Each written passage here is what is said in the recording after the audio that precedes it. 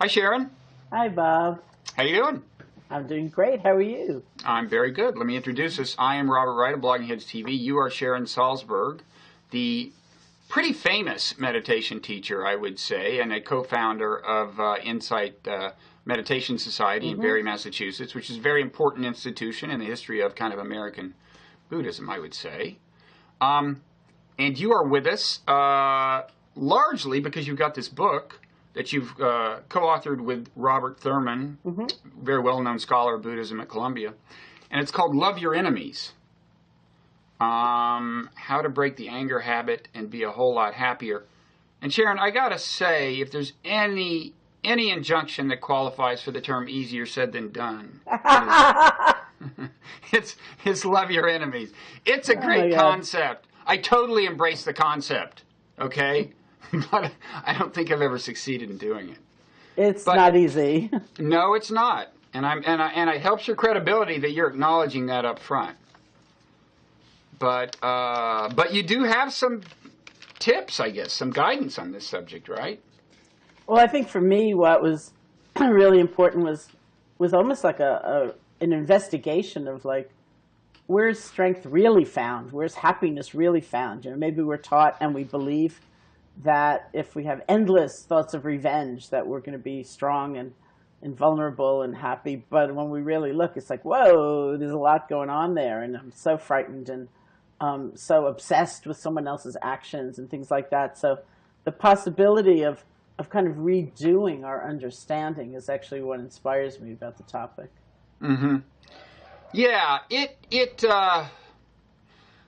do people ever say to you, but I'm sorry, it actually feels good to hate my enemies, and like I'm not really killing them or anything. I never actually act out the fantasies. So who's good. Being harmed? That's very good.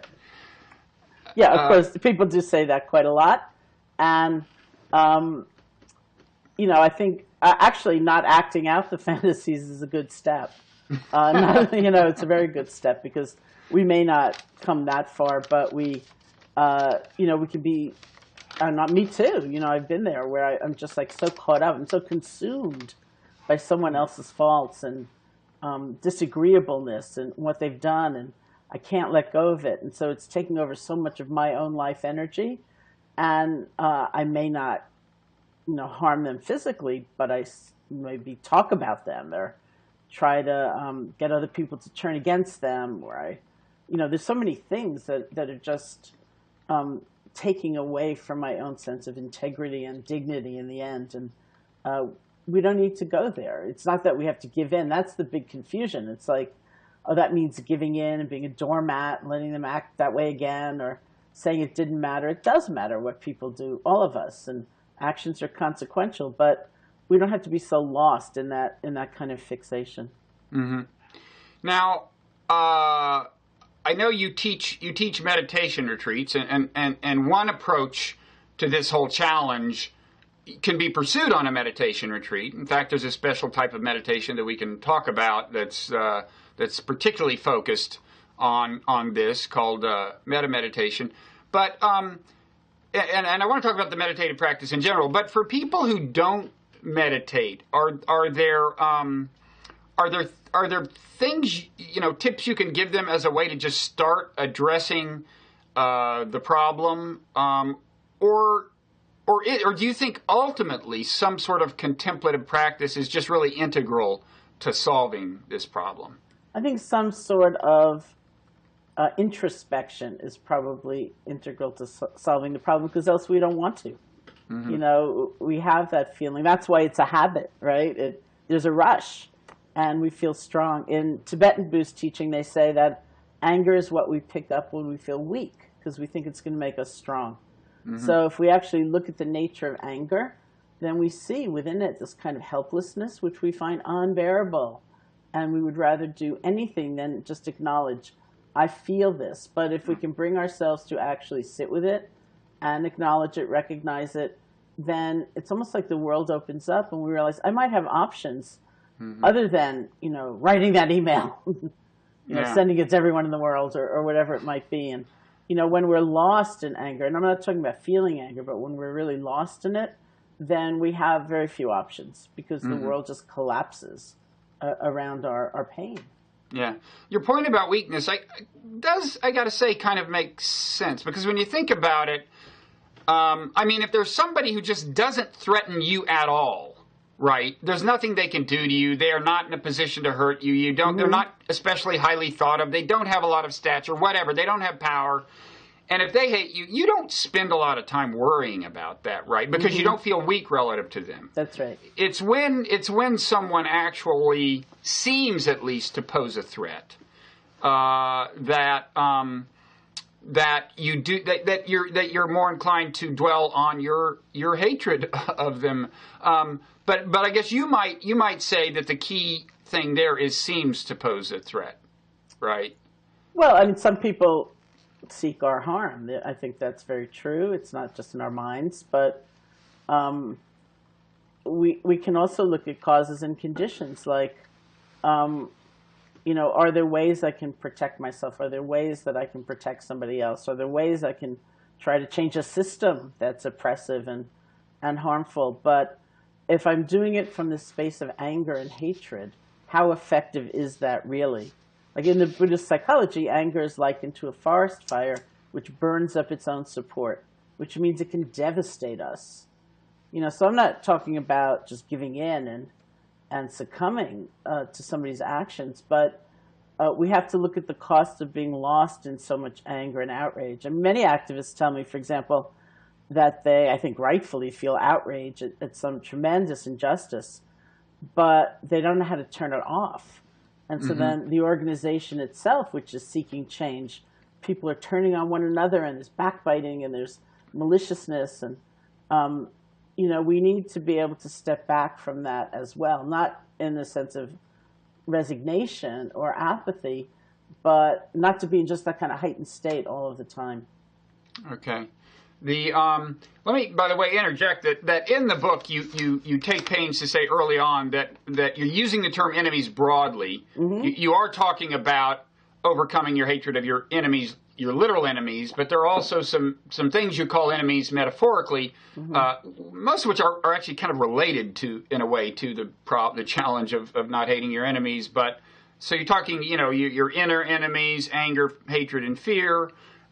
You also talk about kind of self-absorption, self-preoccupation as a kind of enemy, and then self-loathing. So we'll get to some of these, and they may enter the conversation kind of naturally as we pursue the subject. Let me ask you. You said you don't necessarily have to meditate per se to start addressing the problem, but some introspection is a good idea. Is there kind of a fine line between those two? In other words, if you introspect in a productive way, maybe I guess I should ask you to describe in a more fine-grained way the kind of introspection you're talking about, and say whether doing it is almost a type of, a kind of a flirtation with meditation or something, Well, I think it is, you're right. I think it is a kind of meditation in its own way. I meant that we need to look at, say, the nature of anger and not just act. Well, the first thing we need to do is know what we're feeling, which is actually a crucial step. There are many times I think we get irritated or annoyed and we don't even realize it, and we go off to the computer and we type out the email and we press send, and then maybe 2 hours later we go, whoops, I guess I said that with some hostility, didn't I? Maybe I'm not going to get what I want in the end. And so knowing what we're feeling, being in touch is a kind of introspection. It's certainly a kind of meditation. And then realizing that we can take an interest in those feelings. If we look at anger, not the incident or the grievance, but actually the feeling, we may see many layers, including that sense of helplessness. We may see sorrow or fear or grief, or so many things may be interwoven in that state. So then if we take action, it could be an action born of the comprehension of all of that. So I, of course, just in my background in my life, I've used meditation for that very thing. But I can imagine people outside of a formal meditative process might just have that tendency to look inside. I mean, it's surprising how hard it is to learn from this particular mistake. I mean, you described sending an ill-advised email. It's like you'd think that you could say to yourself, you know, when like 5 minutes after sending it, you know it's a mistake. You'd think you could say, well, you know that feeling you had right before you sent the email? The kind of, yeah, feeling, you know, I'm going to send this email, you know? Yeah. Never send an email when you're feeling that, right? You'd think you could learn, but it's not that, you know, it's in the nature of anger and rage to kind of capture your mind. So what is it, how does meditation address that problem? Or does meditation address that problem? Yeah, and I think meditation very specifically will address that problem because of the nature of training in mindfulness. You know, it's not just when you're sitting on the cushion or the couch or whatever in that formal period of maybe 20 minutes in the morning that you're really developing a skill that transfers into your life. And so that's, you know, that's fantastic. I mean, really, in the end, I think nobody meditates in order to become a great meditator. We meditate to have a different life, to have a different relationship to ourselves and to others, to be aware rather than in that kind of, you know, half asleep state. So the idea is to, well, to have, I guess you might not use the term detachment, but to be in the habit of having a little more distance from your feelings in a way. Well, distance, I mean, the words are very hard, you know, as you know, like distance can imply a kind of coldness or disconnection almost, but so sometimes we say spaciousness because you're not isolating yourself from the feeling, you're not disconnecting, but you're also not immersed. We talk about mindfulness actually as a balanced relationship to our experience, so we're neither lost in it, you know, completely overwhelmed by it, because then there's not enough space to learn. And we're also not rejecting it, hating it, and freaking out about it, because then we're too hostile to learn. So it's that place right in the middle where we're connected, but we're not lost. That understanding can be born. Right. Okay. So there's a sense in which a kind of accepting attitude toward kind of regrettable impulses actually weakens their grip on you. Right. That's right.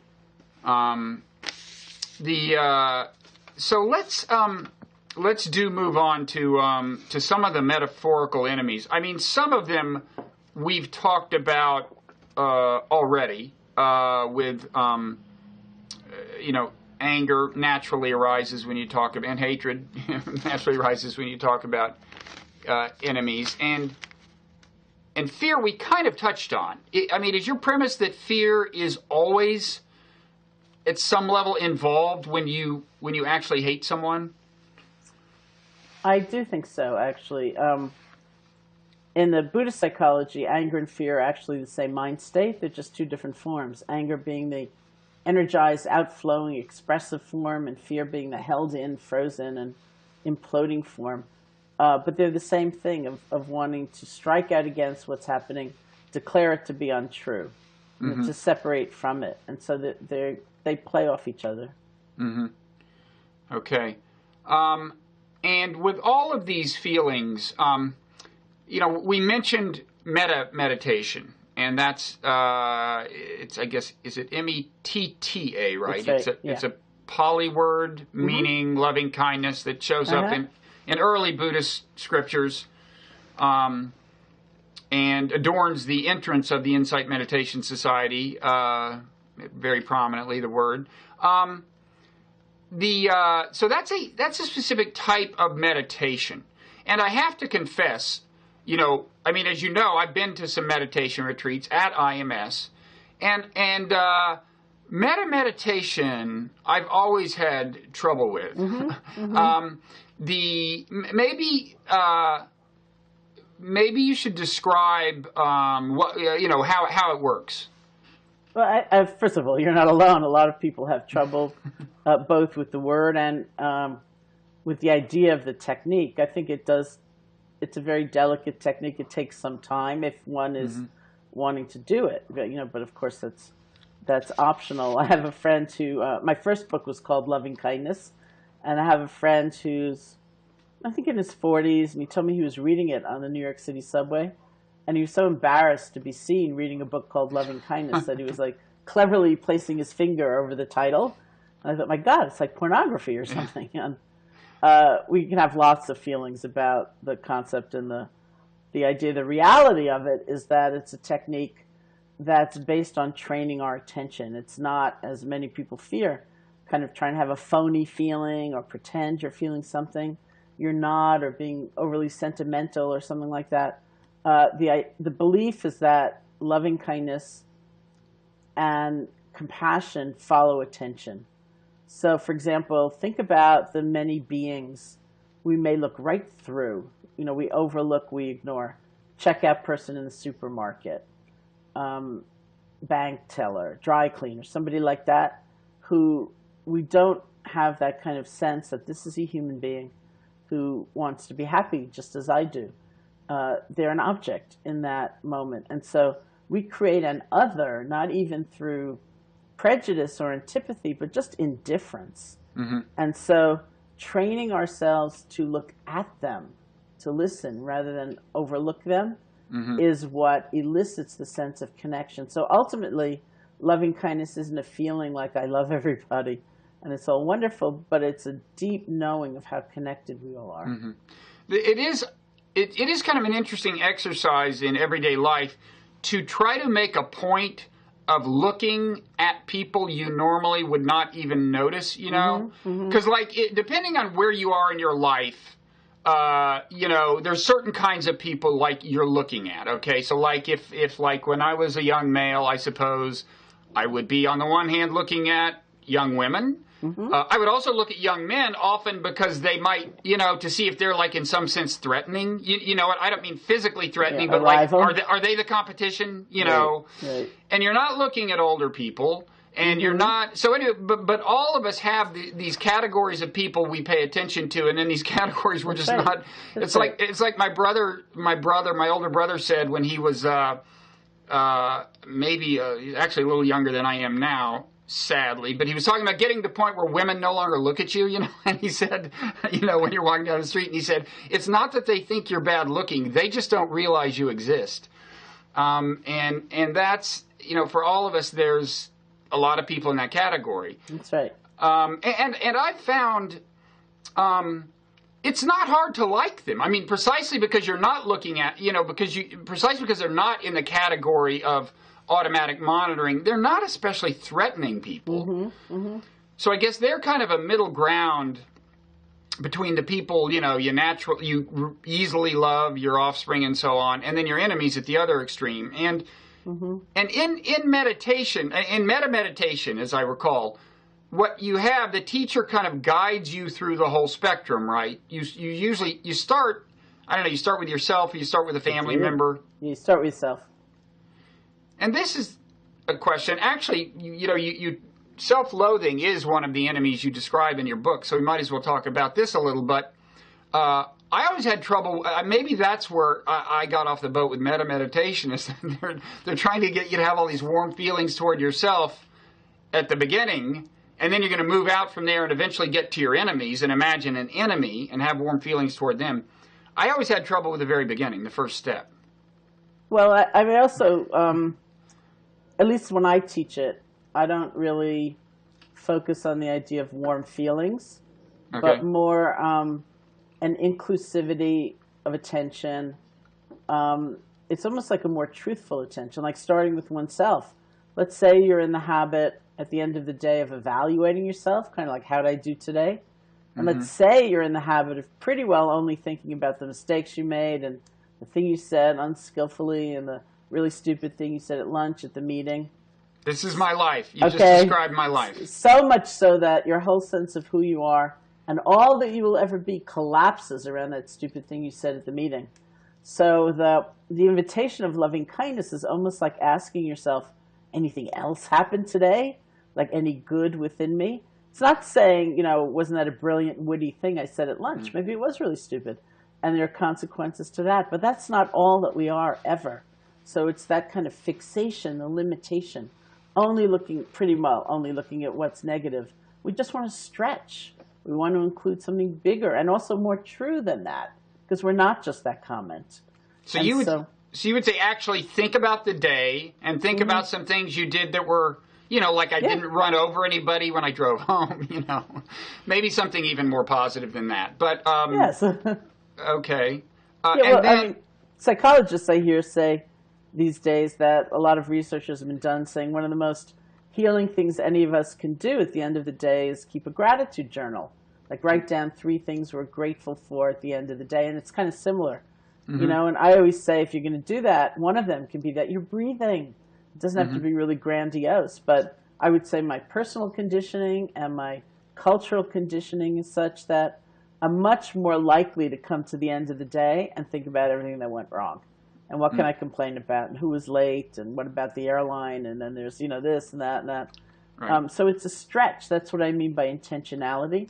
But it's not phony, which is the big problem, is that people think, oh, I'm going to try to make believe that, nothing made me happier than when the airline lost my luggage or something like that. And it's really not that. So the exercise in the case of the Metta meditation would be, in a way, very related to a gratitude journal, but almost the inverse in the sense that it's not what the world has done for you; it's things you've done for the world, or you've done for somebody, or you've done that are laudable. That's right. And so you would recommend during that phase of Metta meditation, or just at the end of the day, if you have a self-loathing problem, reflect on things you did that were upstanding or laudable. Okay, I'll work on that. I'm sure. Is that easy? I'm sure I can think of something. Are we allowed to go back like 20, 30 years? Yes. Okay, I can think of something then. I'm sure. So then do you use the same technique in Metta meditation as you move on? So then you might think of a family member. You might think of somebody like you said, a checkout clerk or something you have who's not a friend, not an enemy. And then eventually you get out to actual enemies. You also think at some point about people who have been benefactors of yours, I guess, who have done you some good. But anyway, you go through the whole spectrum of people, all the way to people you kind of loathe. And do you recommend doing that in all of those cases? Thinking, looking at things they have, specific things they may have done that are good?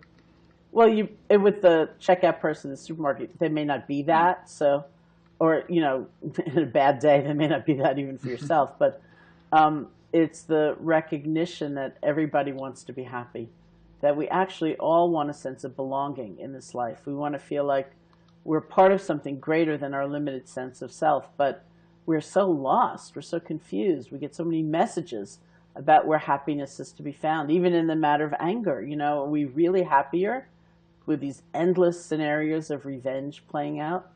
Or is there another way to find happiness that isn't, just being weak or something like that? And so we can remember, even looking at a very difficult person, here's somebody who actually has that same urge toward happiness. And it's out of ignorance that we do these tremendous things that can cause so much suffering for ourselves and for someone else. But if you're really bold and audacious, you can see if you can find one good thing about them. Not to pretend that all the rest doesn't exist. Like when I went to Burma in 1985 to intensively practice Metta meditation, that was one of the instructions. See if you can find one good thing about even somebody you don't like. And my first thought was, I'm not going to do that. That's what stupid people do. They go around looking for the good in people. I thought, I don't even like people like that. But as I tell the story, I was very far from home. I was in a Burmese monastery. It's a very traditional culture, so the nature of the teacher-student relationship is not one where the teacher suggests you do something and you say, I don't feel like it. It's like you do it. So I did it, and it was so interesting because it didn't make me like in a fog of delusion, like, oh, they're a perfect person. But I thought of somebody whose behavior I actually found quite irritating, I think in a very reasonable way. And this memory came to me where I remembered him. Once I saw him, I was there when he did this beautiful thing for someone we both knew. He just a very kind act, and he did it in the nicest possible way, so she didn't feel demeaned or condescended to. And he just did it so well. So that memory came to me, and then I thought, I don't want to think about that. That complicates things. Right. I liked it better when he was all bad all the time, but life is complicated. We're all complicated. You know, we're not asking you to like somebody or take them home with you or give them all your money or anything, but just to have that deep sense that our lives have something to do with one another. Mm-hmm. Now, I should say, before I ask this question, that your book, it's co-authored in an unusual sense. In other words, you know, there are parts of the book that you wrote that are in one typeface and parts that Robert Thurman wrote which are in another typeface, and they're kind of interspersed. And I think maybe this is in what I'm about to ask is possibly in the Thurman part. I don't remember exactly, but it's the idea that one source of compassion for your enemies can be reminding yourself of the way we're all kind of creatures of our past. You know, I mean, we're all in some sense, you know, our behavior is, I don't want to be too deterministic about it, but, you know, we're born with certain genes, we have these life experiences, and we wind up doing certain things, and that can be a source of compassion, right? Yeah, it is. I used to say that in meditation, actually, you can tell me if I think we're getting closer to this. I used to say that I wanted someone to invent a machine so that during a meditation session, we could plug in just one person and have their thoughts amplified to the rest of the room. And in the absence of that machine, which would be very interesting, wouldn't it? It's like you'd be sitting there thinking, wow, you looked so serene, but look what was going on. In the absence of the machine, I actually don't think it takes that much introspection to see all the waves of feeling and urges, and so much stuff arises in us. We may never act on it because of wisdom, background, training, sometimes sheer good luck. I bet most people could remember at least one time where you think, well, thank goodness I didn't go for it. I almost did that. So it's not that it's saying what somebody else does doesn't matter, but you can kind of have some empathy about, ooh, I've been that lost, or I was close to being that lost, or I've been that angry, or felt that helpless and hopeless. And so it's really not, and this is, you know, I keep coming back to this because it's what's so hard. It's not saying it doesn't matter what we do, but at all. But we can get a kind of an understanding like, oh yeah, I can get it. I can get why or how someone might do that. Yeah. It's like I've noticed when you look at your own children on the playground, you're very aware. You might see them do something mean, and you can kind of see that they're doing it out of insecurity. But when somebody else is mean to them, you're not so inclined to that explanation. Yeah, that's right. But That's your right. point is it's equally valid. And you know, I should say that, you know, I had said metta meditation per se has never especially worked for me, but just plain old meditation of the kind you do either at home or at a meditation retreat, in my experience, naturally has some of this effect. I mean, the closest I've come to a triumph over hatred of an enemy was at a meditation retreat at IMS. It wasn't metta meditation, although maybe I'd been influenced by hearing the metta meditation. But I thought of this person, and suddenly he seemed so insecure, which he in fact is. You know, and suddenly I could see that was the source of his whatever. I won't get into him, but and I could see that was the way his parents might look at him or something. You know, right. So it's great when you can do it, but it is hard. It's very hard, and we're inspired sometimes by the degree of our suffering. You know, if you're fine, then, you know, you're getting through the day. But if you are kind of caught, then you realize, ooh, I'm spending a lot of time. I mean, I often joke about in meditation how we go through the list of someone else's faults, and then we go through it again and again and again. Same list, you know, we haven't thought of a new one.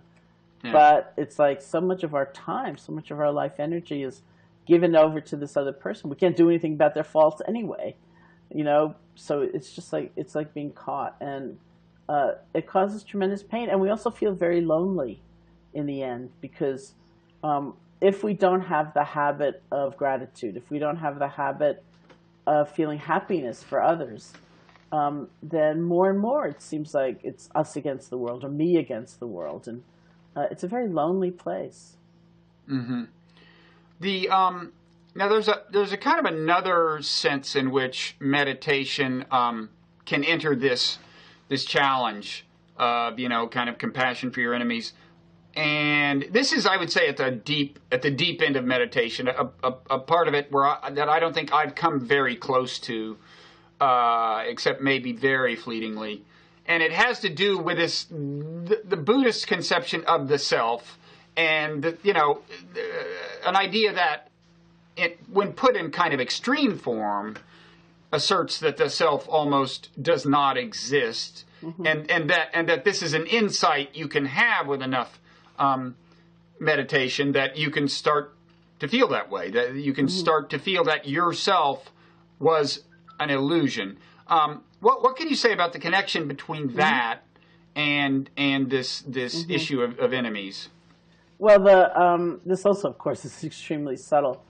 But it's not so much that the self doesn't exist. It doesn't exist in the way we think it exists, which is independent, cut off, isolated, in charge. All those times, many, many times, sometimes many times a day, we think, I should be able to control this. Because there's a sense of control that we think we're entitled to as a separate self. And so it's more an understanding, I think, that we live in an interconnected universe, that, of course, I'm distinct from you. And it's not that we kind of morph together in some soup, but that the truth all along has been that we live in an interconnected universe. Like sometimes in sitting in a room with people, although we could do it now in some way, I ask people to reflect who all has had some effect on the fact that you're sitting here right now. Somebody gave you a book. Somebody read you a poem. Somebody mm-hmm. told you about this experience. And people just bring to mind this. It's really like this moment is this confluence of connections and relationships and interactions. And that's also true. And it's not something we often come to or think about. And so, it's not that somebody was just, in the case of the room, walking down the street and looked in and thought, I'm going to go in there, mm-hmm. right? So we live as part of a network as well as an individual, and that's like the insight into interconnection, and that's very much having to do with metta and loving kindness, even for one's enemy. It's this understanding that our lives are connected, mm-hmm. and the corollary of that is that everybody counts, everybody matters, no one left out, even if you don't like somebody. Even if you're going to take strong action to try to prevent them from doing something again, people still have that sense of everybody's worth something in the end. Mm-hmm. And during meditation, I take it that can come to be more than just a kind of an abstract understanding, mm-hmm. an analytical understanding. It's almost a feeling.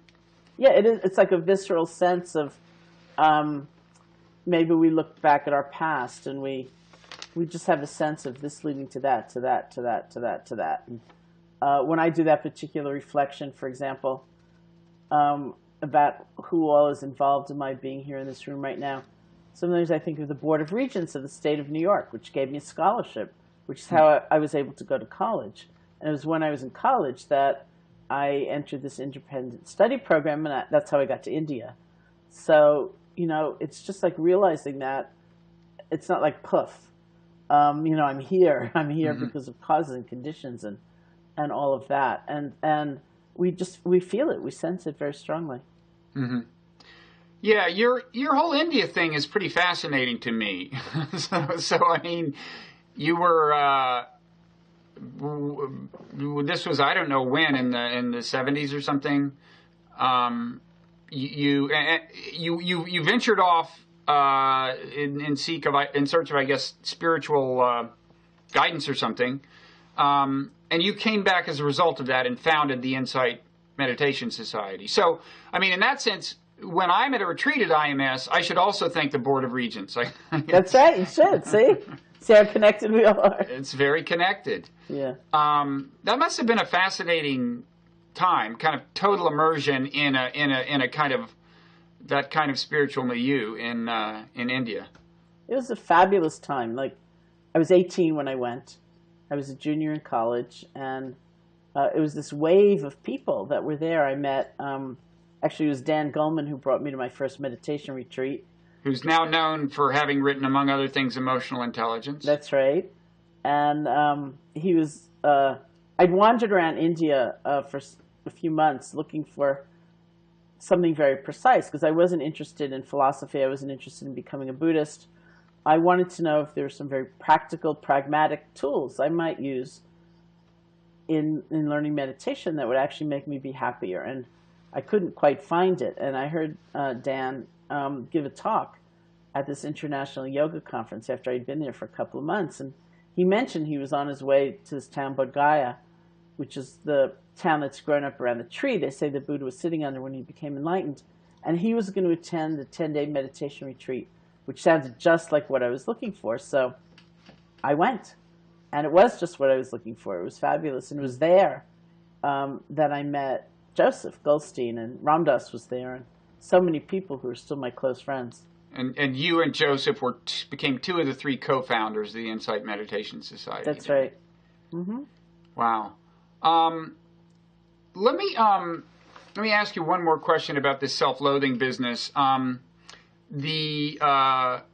of all, it is, I gather. Well, first let me ask you, what you seem to think it's pretty widespread, and in particular, you think there's probably more of it in, say, the United States than there is in Asia, although you're careful not to romanticize Asia.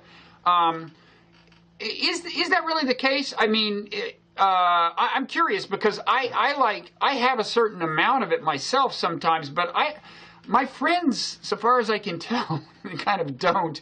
And do you think it's really widespread, or is it just the case that people who suffer from it come to your attention because you're a teacher who talks about things like this? Or and do you think it's more common than it used to be in the United States, or what? Well, certainly. I mean, that's an interesting question. That the people I tend to meet are the people who are very sensitive to certain things. And you know, sometimes we joke and we say, like, all the wrong people loathe themselves. You know, there are other people who might give it a try. You know? Our enemies seem not to, so far as we can tell, and they should. That's right, and probably they do. Yeah.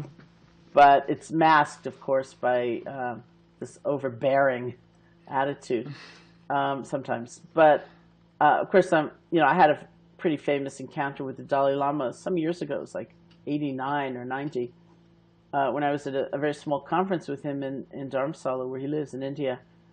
And I had the chance to ask him a question. So I said, "Your Holiness, what do you think about self-hatred?" And he said, "What's that?" And it was this really, he was like very puzzled. He said, "Is it some kind of nervous disorder?" And, you know, maybe there were 20 other people in the room and everyone's saying, "No, it's this and that." It was really very interesting. He was very confused by it. And he said, in the end, "How can you think of yourself that way? You have Buddha nature." And that, I think, is the fundamental difference, is that belief that, and again, I don't want to romanticize Asian culture at all, but there's like a rock bottom sense that underneath everything, the habits and the fears and the behavior, is a capacity for freedom. And it may be covered over, it usually is, and it may be obscured, it may be hard to find, it may be hard to trust, but it's there. So if you go to the deepest level of your being, you see this possibility for freedom, whereas that's not how we think of ourselves. And so it's different, I think. Now, is that how you would define Buddha nature? It's a term you hear a lot. Is it you'd call it a capacity for freedom? It's a capacity for freedom, for connection, for boundless compassion, for wisdom. Because his whole idea is we suffer because we are deluded about the nature of things, and to cease to be deluded is to be liberated, and that's where the potential lies. That's right. So that's great. That brings us back to mindfulness, because you don't have to try to like reform yourself. You just have to see very, very clearly how things are. It is a challenge, though. Yes. And I mean, and I'm kind of a believer myself in that it's true. We are naturally deluded, and that meditation is a way of beginning to lose the delusion. But you and some people have an easier time of it than others. But for me, you go to a meditation retreat and you spend the first couple of days being reminded of how hard it is to distance whatever term you want to use, to distance yourself, I guess I would say, from the thoughts and feelings that are part of the delusion. I mean, that's what's amazing to me. It's hard, it's challenging, and it's possible. And there are methods. I'm a great believer in method. There's a path, there's a way. And so what's especially hard for us is not just thinking happily that there's a path, but it's actually saying, okay, how might I do something right now or today? Rather than thinking, wow, great for the Buddha, he's sitting under a tree 2,600 years ago in India. It's too bad I live in Manhattan. It's so noisy. Or, if only this was different, then I could actually start. But we can start. We can do it right now. Yeah, and in fact, noise can come to seem beautiful. That's right. It actually can, and this sounds like one of those things I would have laughed at years and years ago. But at a meditation retreat at IMS, when they were doing construction, and there was all this construction noise, you can actually reframe it in a way that makes it really like music. Yeah, you can, and reframing is a great term for what we're doing, because it's not reframing just to feel nice and be sentimental, but because sometimes that original frame is so loaded with hope and fear and preconception and assumption that releasing the grip of some of that brings us to a really much more open way of seeing. Yeah, and this is kind of the idea that I mean, at some level, it sounds like a cliche.